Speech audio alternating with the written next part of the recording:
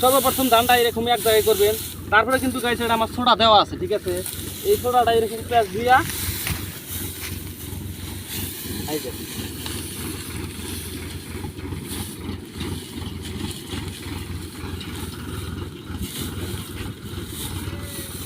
হয়ে গেল ধানের মুঠা, ঠিক আছে।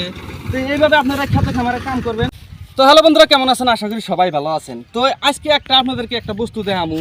সেই বস্তুটা হচ্ছে ধানের মুঠা কিভাবে বাঁধে, সেই বস্তুটা দেখানোর জন্য চেষ্টা করবো। এই ধানের মুঠাটা হয়তো কিছু কিছু পরিবারের পোলাপান কিন্তু বাঁধা পারে না। হয়তো তাদের 10-12 বিঘা সম্পত্তি আছে, হয়তো তারাও খেতে খামারে আসে না, যার জন্য কিন্তু ধানের মুঠাটা বাঁধা পারে না, বা ধানের যেটা মুঠা বাঁধে না এই সোডা, সেই সোডাটাও কিন্তু দেওয়া পারে না। আঙ্গুর ঘরোয়া বাসায় কিন্তু আমরা সোডা করে কই, তো সেই সোডাটা কিন্তু দেয় না। সেই বস্তুটা আপনাদেরকে দেওয়ানোর জন্য আমি খুবই চেষ্টা করবো। যারা যারা ধানের সোডা দেওয়া পারেন তারা তো ভিডিওটা না দেখলেই হবো।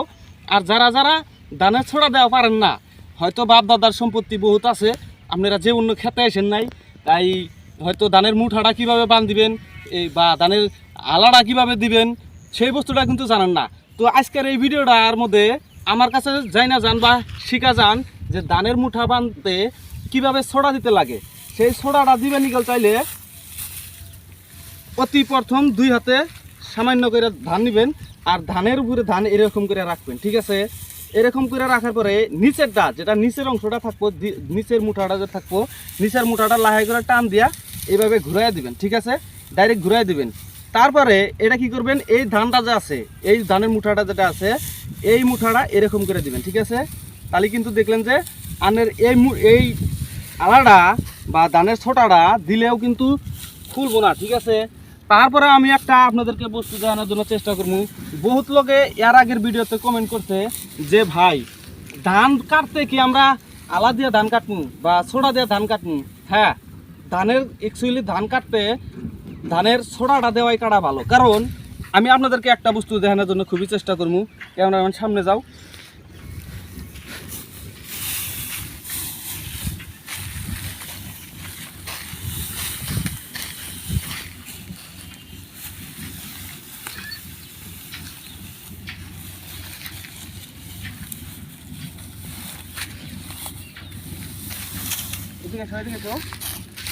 একটা বস্তু দেওয়ার জন্য চেষ্টা করবো। প্রথমে যদি ছোড়া দেওয়া থাকেন আর কি, ধান কাটতে হলে যদি ধান মুঠা বানতে যদি ছোড়া দেওয়া থাকেন, সেই ছোড়াটা দিলে কত সুবিধা এই বস্তুটা দেখেন। সর্বপ্রথম ধানটা এরকম এক জায়গায় করবেন। তারপরে কিন্তু গাইছে এটা আমার ছোড়া দেওয়া আছে, ঠিক আছে। এই ছোড়াটা এরকম পেঁয়াজ দিয়া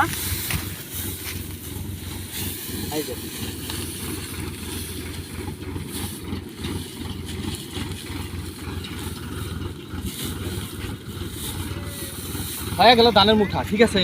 তো এইভাবে আপনারা খেতে খামারে কাম করবেন। যাই হোক, আজকের ব্লগটা এই পর্যন্ত। সবাই ভালো থাকেন, বাই।